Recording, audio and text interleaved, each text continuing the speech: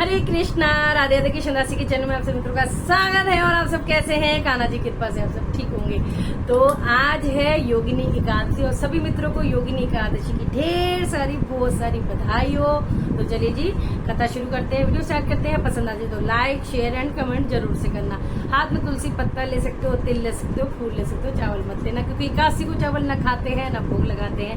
द्वादशी को चावल भोग भी लगाते हैं और जरूर से खाते हैं, पारण उसी से करते हैं। ठीक है, अन्न का कुछ भी खा के पारण अगले दिन कर सकते हैं। कई लोग टाइम के अकॉर्डिंग करते हैं और कई लोग जैसे हम जैसे सेवा हो जाती है जब करते हैं। तो चलो श्रीमन नारायण नारायण नारायण भज मन नारायण नारायण नारायण लक्ष्मी नारायण नारायण नारायण गोविंद नारायण नारायण नारायण। बोलो लक्ष्मी नारायण भगवान की जय। तो आषाढ़ की योगिनी एकादशी का महात्म्य पहले आप सुनिए। आषाढ़ मास के कृष्ण पक्ष की इस एकादशी को भगवान नारायण के लक्ष्मी नारायण रूप की पूजा का विधान है। इस एकादशी का व्रत करने से संपूर्ण पापों का नाश होता है। योगिनी एकादशी का व्रत करने से किसी के द्वारा किए गए श्राप का निवारण भी हो जाता है। इस व्रत को करने वाला इस लोक में सभी सुख को भोगकर अंत में मोक्ष को प्राप्त कर स्वर्ग में निवास करता है। चलिए जी अब कथा शुरू करते हैं। युधिष्ठिर ने पूछा, वासुदेव आषाढ़ के कृष्ण पक्ष में जो एकादशी होती है इसका क्या नाम है? कृपया इसका वर्णन कीजिए। भगवान श्री कृष्ण बोले, हे राजश्रेष्ठ, आषाढ़ के कृष्ण पक्ष की एकादशी का नाम योगिनी है। यह बड़े बड़े पापों का नाश करने वाली है। तीनों लोकों में यह एकमात्र व्रत है। मैं आपसे इसकी कथा कहता हूँ। अलकापुरी नाम की नगरी में कुबेर नामक राजा राज्य करता था। वह शिव भक्त था। उसके यहाँ हेममाली नाम का एक सेवक था जो पूजा के लिए पुष्प लाया करता था।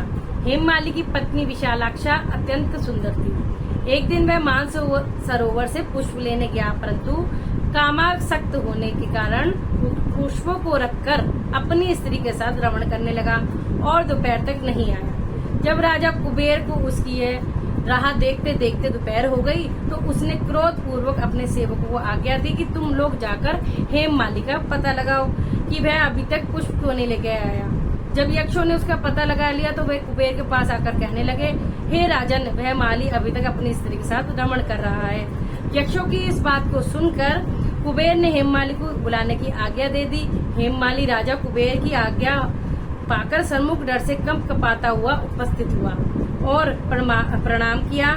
उसको देखकर राजा कुबेर को महान क्रोध आया और उसने कहा, हे पापी महानीच कामी, तूने मेरे पूजनीय ईश्वरों को भी ईश्वर शिव जी का अपमान किया है, अनादर किया है। इसलिए मैं तुझे श्राप देता हूँ कि तू स्त्री का वियोग भोगेगा और मृत्यु लोक में जाकर कोढ़ी होगा।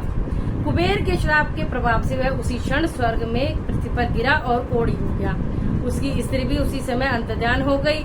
मृत्यु लोक में जाकर उसने महान दुख हो गए, परंतु शिव जी की भक्ति के प्रभाव से उसकी बुद्धि मलिन न हुई। वह हिमालय पर्वत की ओर चल दिया। वहां पर चलते चलते मार्कंडेय ऋषि के आश्रम में पहुंचा। वह ऋषि अत्यंत वृद्ध तथा तपशाली थे। उनको देखकर वह हेममाली वहां गया और उनको प्रणाम करके उनके चरणों में गिर पड़ा। उसको देखकर मार्कंडेय ऋषि बोले कि तूने कौन से कर्म किए जिससे तू कोढ़ी हुआ और महान दुख भोग रहा है? इस पर हेममाली बोला कि हे मुनि, मैं यक्षदान कुबेर का सेवक हूँ। मैं राजा की पूजा के लिए नित्य प्रति पर पुष्प लाया करता था। एक दिन अपनी स्त्री के साथ विहार करते करते मुझे देर हो गई और दोपहर तक पुष्प लेकर ना पहुंचा। उन्होंने मुझे श्राप दिया कि तू अपनी स्त्री का वियोग और मृत्यु लोक में जाकर कोढ़ी बनेगा तथा दुख भोगेगा, जिससे मैं कोढ़ी हो गया और महान दुख भोग रहा हूँ। अतः आप कोई ऐसा उपाय बताइए जिससे मेरी मुक्ति हो सके। इस पर मार्कंडेय ऋषि बोले कि तुमने मेरे सन्मुख सत्य वचन कहे हैं, इसलिए मैं तेरे उद्धार के लिए एक व्रत बताता हूँ। यदि तू आषाढ़ मास के कृष्ण पक्ष की योगिनी एकादशी का नामक व्रत करेगा विधि पूर्वक तो तेरे सभी पाप नष्ट हो जाएंगे। इस पर हेममाली बहुत प्रसन्न हुआ और मुनि के वचनों के अनुसार योगिनी एकादशी का विधि पूर्वक व्रत किया।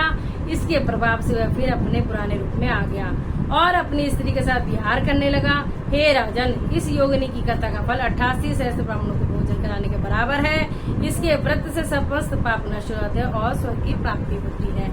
तो बोलो श्री हरि विष्णु भगवान की जय, एकादशी महारानी की जय। तो जो भी आपके हाथ में तुलसी दल, पत्ता या तिल है वो श्री हरि के चरणों में रख दीजिए, ठीक है जी। और फिर आप व्रत शुरू कर सकते हैं, ठीक है। तो अब हम श्रीमन नारायण नारायण नारायण, भजमन नारायण नारायण नारायण, सभी एकादशियों के नाम ले लेते हैं।